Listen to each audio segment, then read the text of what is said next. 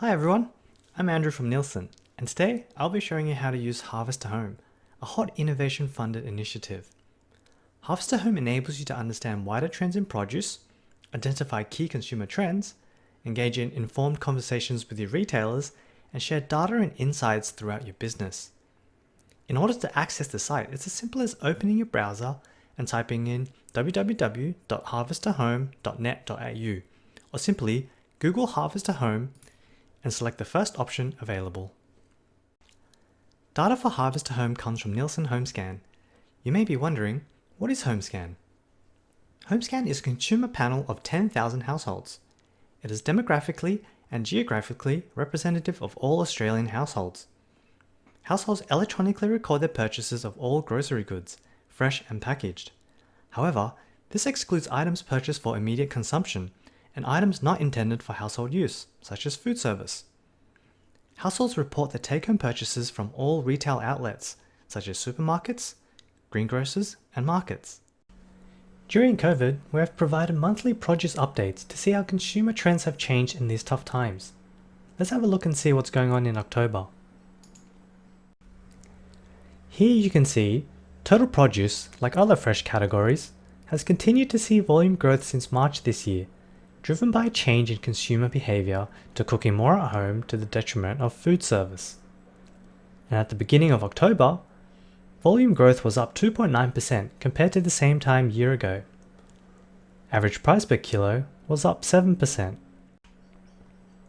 Let's take a further look into what is driving produce growth. With Victoria still in lockdown as of the start of October, they continue to contribute the most to all produce growth in Australia in the past month. Homebody economy continues to drive vegetable sales, with volume sales seeing a 9.2% growth compared to last year. Average price per kilo has come down compared to last month and is sitting at 3% higher compared to last year.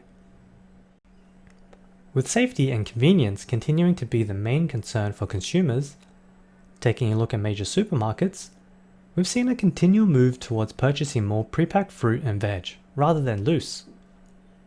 So what does this mean for growers? Growers can find ways to take advantage of this recent change and look to invest in packaging options to leverage this trend. Pre-packs are a great way to engage consumers with serving suggestions and health and nutritional messages. Now let's take a look at how Australian consumers are shopping for carrots and what is driving this vegetable. All the data we are going to look at today is based on the past year compared to a year ago, which allows us to look at long-term trends for carrots. First of all, looking at the latest highlight tab, we can see that carrots are seeing growth in terms of dollar and volume sales, although slightly behind total vegetables.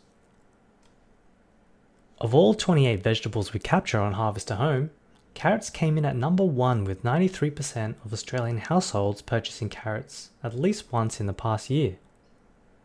Households are on average buying a little more and spending more on carrots. Let's head to the Market Overview tab.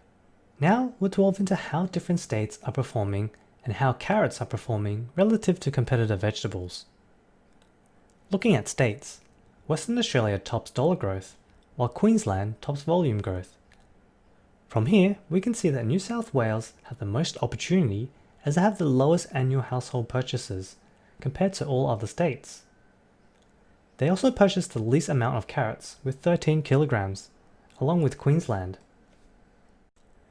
Here we can see that Victorians love their carrots. Victorians on average spend close to $25 a year on carrots, the most compared to any other state. They also purchased 13.9 kilograms of carrots, ranking them second behind Western Australia. Looking at the competition, we can see that carrots saw the lowest dollar sales growth, while volume growth was closely in line with vegetables such as broccoli and sweet potato. Carrots make up a small portion of its competitor dollar share. However, they had the second highest volume share, behind potatoes. Taking a look at retailers, the majority of carrots' dollar and volume sales come from major supermarkets. However, channels such as other supermarkets and non-supermarkets are equally as important.